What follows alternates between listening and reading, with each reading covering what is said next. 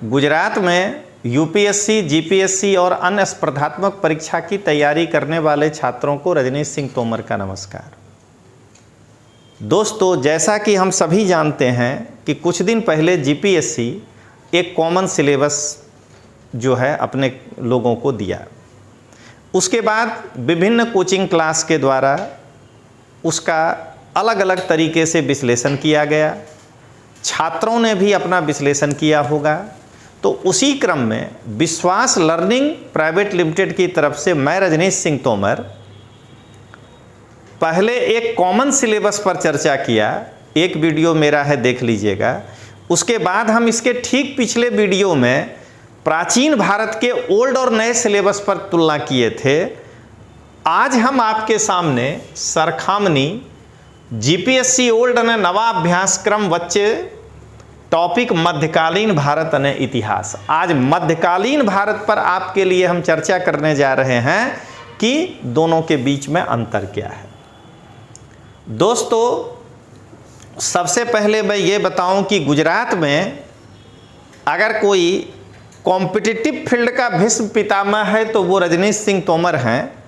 मैं 25 वर्षों से यूपीएससी और जीपीएससी के छात्रों को मार्गदर्शन दे रहा हूं, जिसमें 22 वर्ष गुजरात में हमने मार्गदर्शन दिया है और अभी भी हम दे रहे हैं अहमदाबाद में। मेरा सबसे फेवरेट सब्जेक्ट इतिहास और बंधारण है। तो नए सिलेबस के आधार पर मैंने पिछली बार वीडियो बनाया है, आप देख लीजिएगा कि अगर सामान्य अभ्यास के प्रश्न 100 हुए या 200 हुए, दो ही चीज हो सकता है। 100 क्वेश्चन हो जाए, 1 मार्क का, 2 मार्क का एक। तो मेरा मानना है कि 20 क्वेश्चन इतिहास और संस्कृति से होगा और इस 20 प्रश्न में से 16 प्रश्न इतिहास से और 4 प्रश्न जो है वो संस्कृति से होगा। और इस 16 में हर हाल में 12 से 13 प्रश्न जो है ये भारतीय इतिहास से होगा, यानी कि 24 से 36 मार्क, अगर ये 2 मार्क का एक हुआ तो। और यदि 200 प्रश्न पूछा गया तो 42 प्रश्न इतिहास और कल्चर को मिलाकर होगा और उसमें से 35 प्रश्न इतिहास और 7 प्रश्न कल्चर के होंगे। इस 35 में से कम 28 प्रश्न जो है वो इतिहास से होंगे। मिनिमम 30 तक ये जा सकता है। तो इस प्रकार से किसी भी हालत में अगर आप तैयारी कर रहे हैं तो इतिहास में 35 मार्क के आसपास के प्रश्न पूछे जाएंगे। और हम आपको यही बता दें कि मुझे ऐसा लगता है कि ये पहला परीक्षा 80 से लेकर के 90 के बीच में निपट जाएगा मार्क्स, अगर पेपर बढ़िया से पूछा तो वहां आपको ये एक बहुत बड़ा बैकअप मिलने जा रहा है। उसी को ध्यान में रखते हुए जीपीएससी द्वारा आयोजित तमाम परीक्षाओं माटे अब तो कोई भी विद्यार्थी, अगर वो असिस्टेंट प्रोफेसर की तैयारी कर रहा है, असिस्टेंट इंजीनियर की तैयारी कर रहा है, डॉक्टर की तैयारी कर रहा है, कोई भी विद्यार्थी हो, अकाउंट्स ऑफिसर क्लास 2 की तैयारी कर रहा है, सभी परीक्षाओं के लिए इतिहास का जो नया सिलेबस है उस पर एक स्पेशल बैच लेकर के आपके लिए हम अहमदाबाद में आ रहे हैं। ये ऑफलाइन और क्लासरूम लाइव बैच होगा। जो क्लास में पढ़ाएंगे वही आपको जो है ऑनलाइन में मिलेगा। आप इसका डेट जान लीजिए, ये 27 जनवरी को शुरू होगा 9 से 11। उसके बाद फिर समय डिसाइड करेंगे और इसमें कम से कम 150 घंटे की क्लास होगी। एक एक टॉपिक पूरे विस्तार के साथ आपको पढ़ाए जाएंगे। तो आप विश्वास लर्निंग ऐप डाउनलोड करिए और अगर आपको कुछ जानना हो तो 9428804128 पर संपर्क करिए। एक बार फिर मैं नंबर लिख देता हूं 9428804128 पर संपर्क करिए। इतिहास बहुत इंपॉर्टेंट हो गया है इस परीक्षा के लिए। और अगर आप रूबरू इंक्वायरी करना चाहते हैं तो 410 Ratna business square opposite HK college आश्रम रोड पे आकर के कर सकते हैं। चलिए दोस्तों, अब हम आगे बढ़ें। सबसे पहले मध्यकालीन भारत में ओल्ड कोर्स में देखिए क्या था।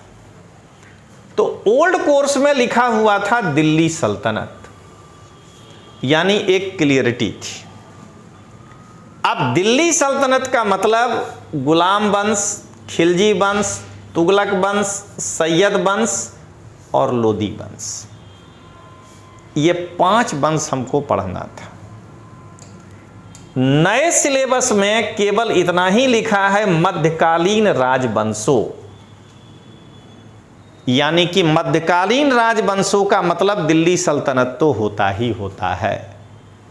तो ये जो लिखा है इतना यहाँ फिर पढ़ना है, गुलाम वंश, खिलजी वंश, तगलक वंश, सैयद वंश और लोदी वंश। अब दोस्तों अगर आप देखेंगे तो मैं इसे जरा आपको एक चार्ट में समझा दूं कि दिल्ली सल्तनत जो है वो 1206 ईस्वी से शुरू होता है और 1526 तक जाता है। इस बीच में हम सभी जानते हैं कि जो सबसे पहला वंश है वो है गुलाम वंश, लेकिन इसके साथ हम लोग यह भी जानते हैं कि इसमें 3 अलग अलग राजवंश आते हैं। पहले को हम लोग कहते हैं कुतुबी वंश, दूसरे को कहते हैं शमसी वंश और तीसरे को कहते हैं बलबनी वंश। कुतुबी वंश इसलिए कहते हैं कि इसका संस्थापक कुतुबुद्दीन ऐबक था। इसका संस्थापक कुतुबुद्दीन ऐबक था। शमसी वंश इसलिए कहते हैं कि इसका संस्थापक शमसुद्दीन इल्तुतमिश था। और बलबनी वंश इसलिए कहते हैं कि इसका संस्थापक बलबन था। इसके बाद दूसरा वंश है खिलजी वंश। खिलजी वंश में हम 2 राजवंशों को, दो व्यक्ति को पढ़ना चाहते हैं और पढ़ते भी हैं। ऐसे तो कुतुबुद्दीन मुबारक खिलजी भी है, लेकिन मेन है जुलालुद्दीन खिलजी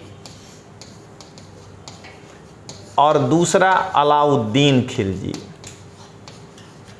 ये पढ़ते हैं। जब हम मोहम्मद बिन तुगलक पढ़ते हैं, तुगलक वंश, तो इसको हम लोग गुजराती में तगलक वंश बोलते हैं। तो तगलक वंश में हम लोग गियासुद्दीन तगलक, मोहम्मद बिन तगलक और फिरोज शाह तुगलक, कम से कम ये जरूर पढ़ते हैं।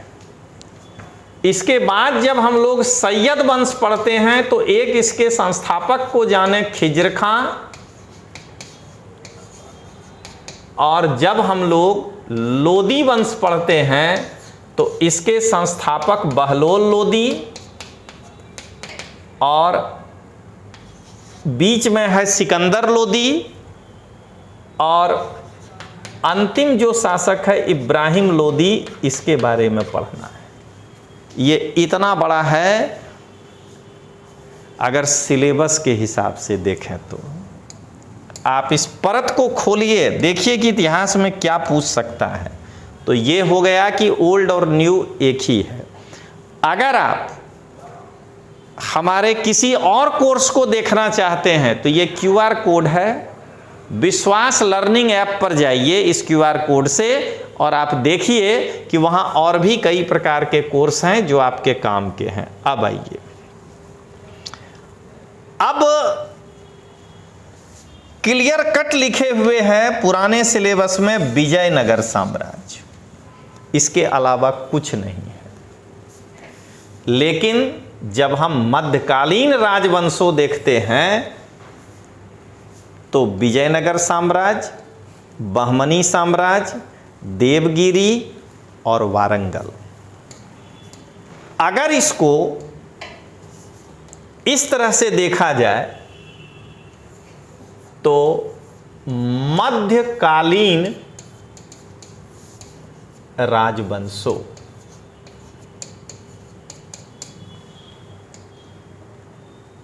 अब देखिए, सबसे पहला है विजयनगर। इसमें हम लोग 4 वंश को पढ़ते हैं। पहला है हरिहर और बुक्का के द्वारा स्थापित संगम वंश। उसके बाद है नरसिम्हा उसके बाद है तुलुव वंश। इसमें विजयनगर के कृष्णदेव राय सबसे इंपॉर्टेंट थे।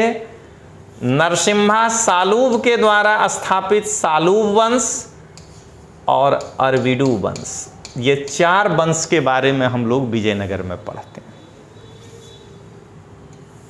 उसके बाद हसन गंगू द्वारा स्थापित बहमनी साम्राज्य हम लोग पढ़ते हैं।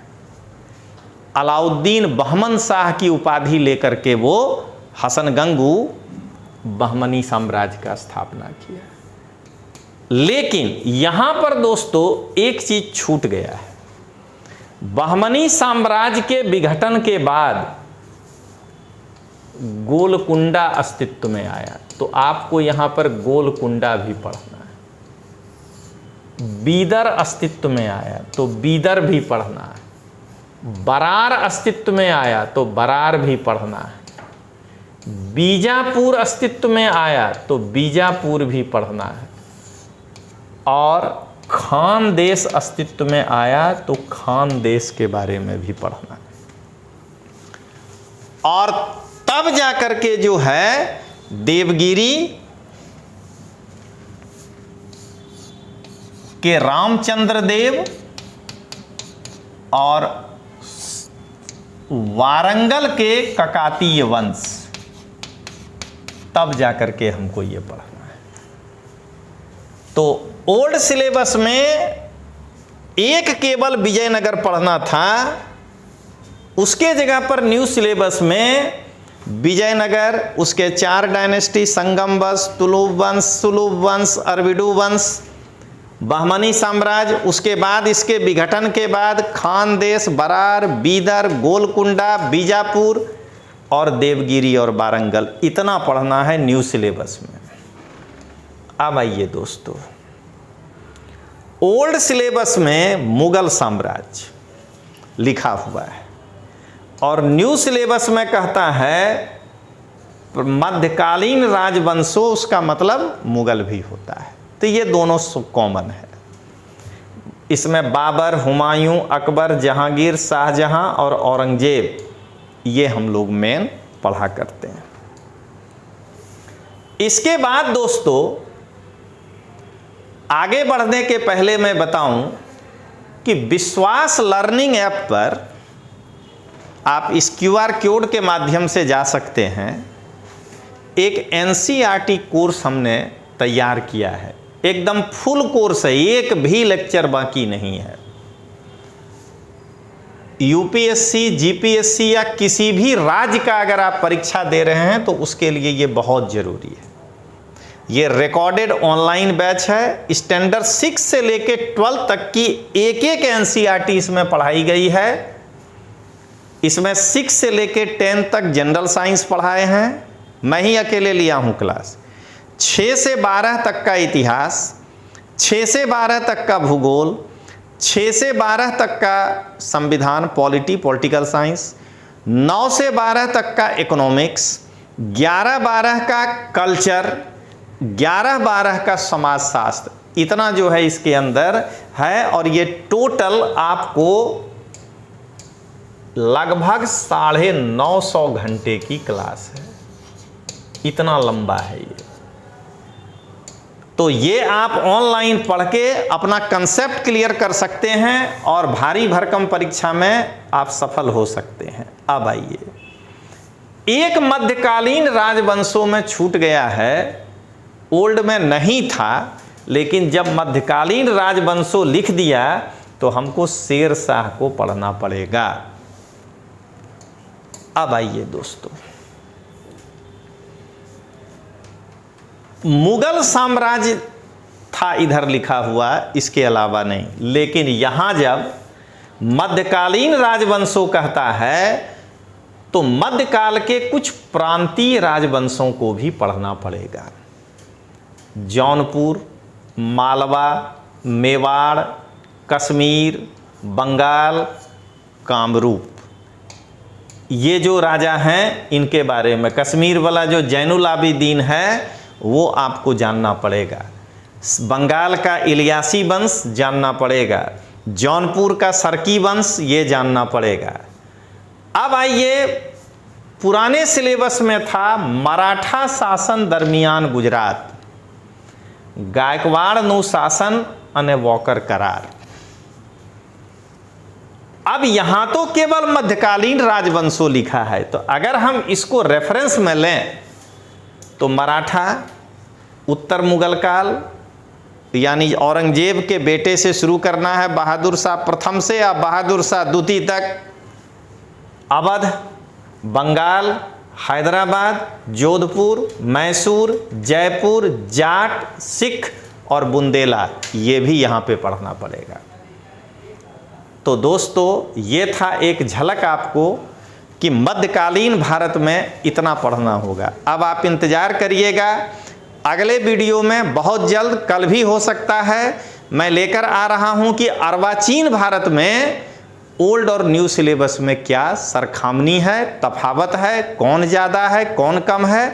तो मिलते हैं, तब तक के लिए जय हिंद, जय जय गरवी गुजरात।